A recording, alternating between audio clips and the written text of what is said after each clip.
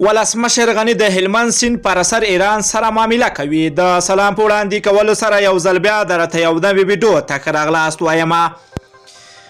له هلمند ولایت نه د ملي شورا وکیل شیر محمد اخوانزاده وایي چې د ولسمشر پر څوکۍ ناست اشرف غنی د هلمند رود پر سر له ایران سره معامله بوخت دی او ملت د دې کار مخه ونیسي.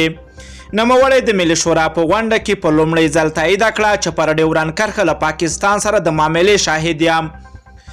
د هلمند خلکو استازی شیر محمد اخوانزاده وایي چې داسې شواهد لري چې د افغانستان حکومت له ایران سره د هلمند سیند پر سر معامله بوخت دی. شیر محمد اخوانزاده پارلماني وکیلانو نه غوښتي دي چې د اشرف غنی د معاملې مخه ونیسي.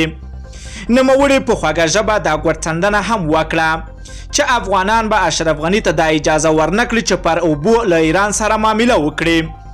ایران او پاکستان په دې وروستیو کې افغانستان په اوبو کې سخت زیات دلچسپي پیدا کړې ده.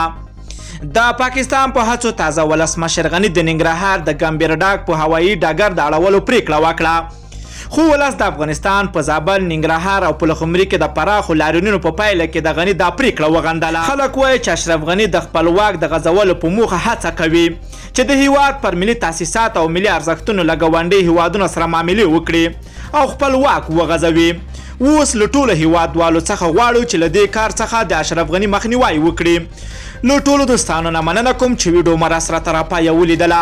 که چیرته تاسو هم خواږه نظرونه لرئ نو حتما یې راسره په کمنټ کې ولیکئ. که غواړئ له همداسې تازه او دقیقو معلوماتو خبر شئ د پښتو اپډیټ چینل حتما در سره سبسکرایب کولی شئ. نور مو په پاک رب سپارم، الله مو مل شه. ښه وخت درته غواړم.